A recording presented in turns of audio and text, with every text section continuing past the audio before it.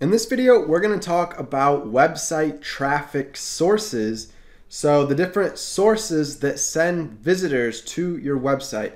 So I'm in my Google Analytics for one of my websites, and I've zoomed out the timeline so that you can see historically on the traffic chart how traffic has started going up over time. And you can see just how it keeps growing year by year until this year, where we're having our best year yet for traffic.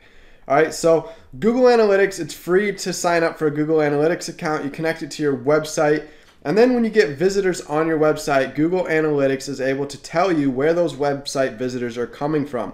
So inside the Google Analytics dashboard, you've got these different tabs here: home, customization, real-time, audience, acquisition, and behavior conversions. So we're going to go under acquisition. We drop down, we find the overview tab, we find the all traffic tab. When we click on all traffic, we want sources/medium. This tells us our sources of website traffic. So that's why it's under the acquisition tab, because we're acquiring the website traffic.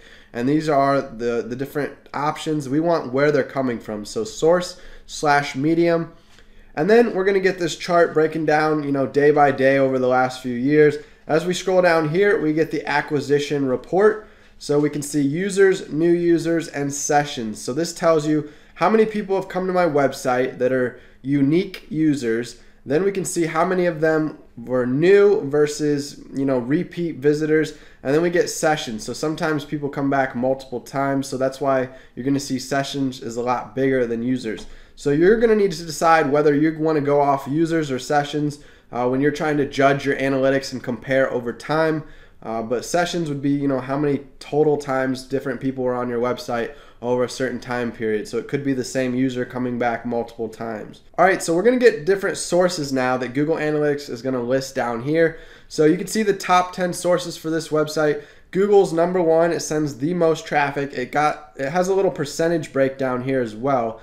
So you can see that as far as users are concerned, Google makes up about 47%. So almost half of the website traffic coming to this website is from Google. And how we got to that point of getting so much Google traffic is just consistently putting out blog posts, optimizing them for the search engine, for Google, by following different SEO strategies, and then just giving it time and patience, waiting for articles to start to get indexed into Google. And then when we go into our Google Search Console, which is another free tool you can sign up for through Google, then we can monitor where they're at in terms of what page position. So if I wrote a blog post, for example, the hottest male golfers blog post, in this case is showing up in the 8.6, so almost that 9 slot, that 8 slot on Google. So if we come out here and we were to type in, a term like hottest male golfers, and it is a weird term to go after, but it gets lots of search traffic in the golf space. So there's a lot of females out there on Google searching for the hottest male golfers. Same with guys that go on Google and search for the hottest female golfers. If you're a golf fan, that could be something people are thinking about searching. It's a weird term, but it works. So we created a blog post about it. And you can see here we're ranking numbers 2. So my website, golfpracticeguides.com, hottest male golfers, is sitting number 2 behind Golf Digest, which this is a big magazine style website. That's a big authoritative website. So they're tough to outrank, but my website is outranking all these other websites down here like ESPN. We've got golfmonthly.co, and then we've got some others. So that's one article, for example, for that term, hottest male golfers, we're ranking 2nd. So I can use Google Search Console over time to see how that article is doing, what keywords it's ranking for, what the position it's ranking in, and we can continue to optimize this article by following different SEO strategies, working on the meta description out here, improving the title of the article to try to increase clicks, to get my click-through rate higher. Doing those different things, we can boost the ranking and get it up to number 1, number 2 position like it currently is. All right, so that's how we get a lot of Google traffic, just from putting out different types of content, targeting different keywords, and then watching them in Google Search Console, making them better over time, making improvements, and trying to work our way up the position. Our second source here is Pinterest. This is referral traffic coming from a social media site called Pinterest.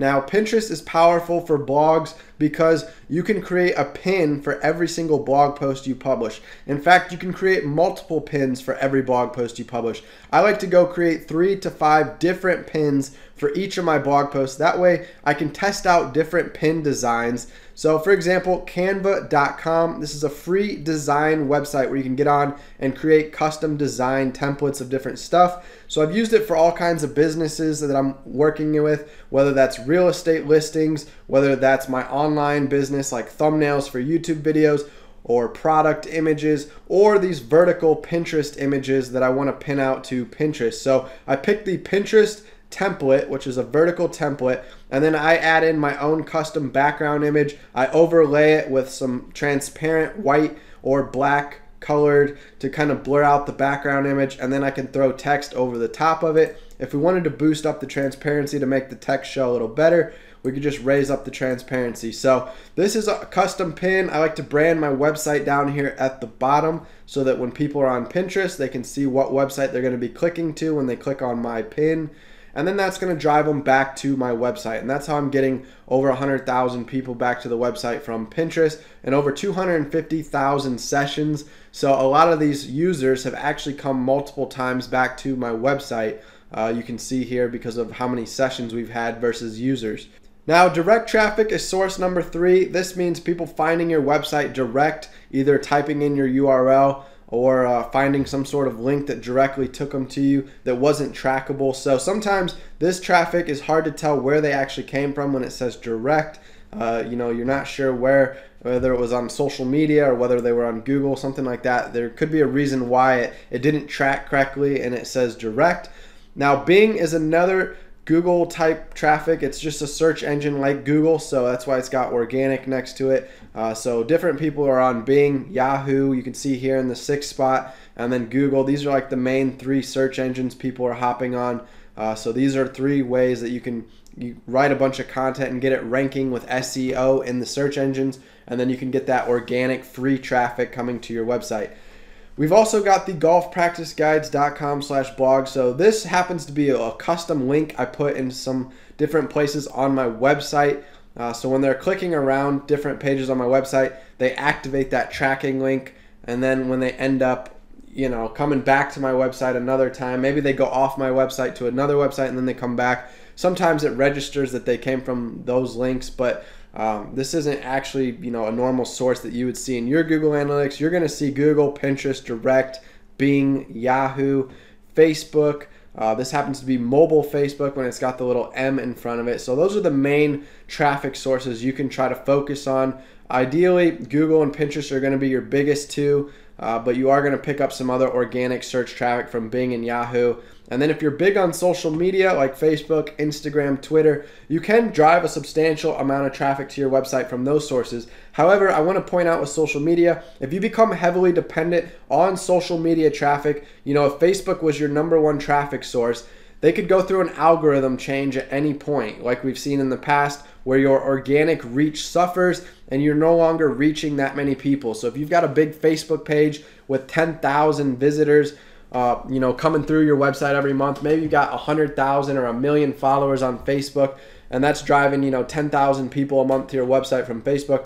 That could be working now. You could be getting customers, email subscribers, you know, for right now. But if they ever go through a big algorithm change again and all of a sudden you start posting to your Facebook page and your reach starts slowing down, that could impact your business. So it's best to try to work on the search engines, to try to craft content for the search engines so you can get consistent, you know, traffic coming in that's people searching things every month. So people get on Pinterest, they search things, that's how they find my content, even though I pinned it out months ago. Whereas like social media, whatever you put out today pretty much gets seen today, and then it doesn't get seen again for a long time unless somebody happens to be scrolling through your history of posts. Then they might come across it. But like Pinterest, you put it out onto Pinterest, People can find it, time and time again by searching in the search bar. Same with Google. They search things in the search bar. Google pops up a list of results, just like Pinterest pops up a list of results. YouTube, for example, pops up a list of results whenever somebody types something into the search bar. And that's how your content continually gets found over and over again by different visitors, different users each week, is through those different search bars, because you've optimized your content around SEO for the search engines. So that's the difference between, search and social media. I try to create most of my content for search, but then I also promote it on social media so that I can still get traffic coming in from social media as well. And then a few other ways to get some repeat traffic would be building an email list. So you can see ConvertKit here /email. I set up a tracking link. So if you go to the Google campaign builder is what it's called. Google URL builder. So you come here and you open up their little tool, and then all you do is type in your destination, where you want to send them, your source. So I put ConvertKit, medium. You can put email, and then when they click on this link that you create right here, you copy it, paste it into your website or to your emails. In my case, I set up custom links for each of my emails that I send out. And then when they click on those links to come back to my website, it tracks them that they came through from my email. So that's one way you can get repeat visitors, is you're going to have all this traffic coming to your website from all these other sources, and then you capture them to an email list, and then you can send out marketing emails to them like, hey, I just published a new blog post, or hey, I've got a new product for sale, and they can click on those links, come back to your website a second, third, fourth, fifth time, so that you're getting repeat traffic and you're not always just worried about getting new visitors all the time. You want repeat traffic coming back, and that's how you can keep an engaged audience. You can get repeat customers and you can scale your business. I've also tried Facebook ads, which you'll see a little bit of traffic coming from. I don't like to spend money on paid traffic since I already get so much organic free traffic from the search engines. But I do from time to time run some product ads where I try to promote products and get people to those product pages to see if that product's going to convert well or not. So I do some product testing, I do some price testing, and that's typically what I use Facebook ads for, to try to speed up the testing process so I can get a lot of traffic quickly to those pages to see if they're effective pages, if it's an effective product, or if I've got the right price for the product. That way I can get that stuff set in stone, and then when I start driving organic traffic to those pages, I already know what works and what doesn't work, so I can let all this traffic flow through the funnel and hopefully convert to customers. So that's one of the benefits of doing paid traffic. It can speed things up if you're doing split testing and you're testing different variables in your business.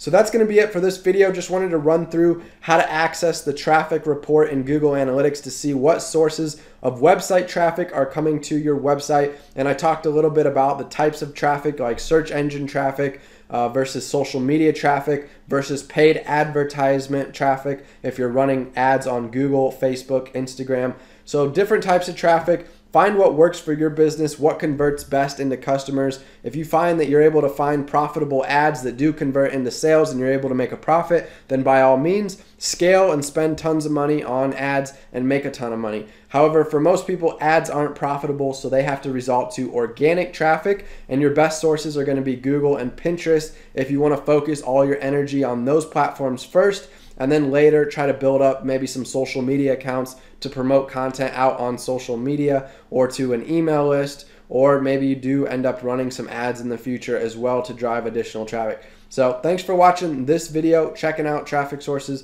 I'll see you guys in the next upload.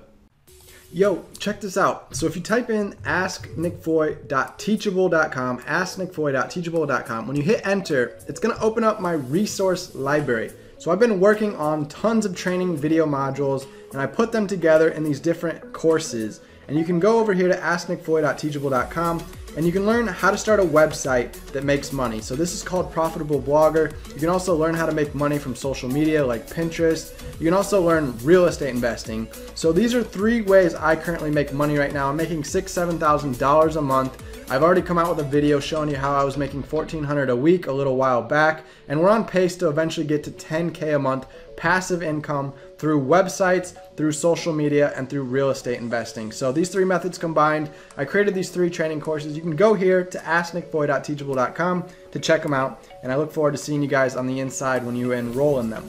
Yo, before you go, make sure you are subscribed to the channel, Nick Foy TV. If you hover the lower right corner of your video right now, you're gonna see the little red subscribe button. When you hover that, it's gonna pop up that subscribe button, and it would mean a lot. I already appreciate you gave me your time, your attention today, but if you could also hit that subscribe button, support the channel, and smash the like button, as they all say in every YouTube video. So smash the like button, hit subscribe, and I'll see you guys in the next video.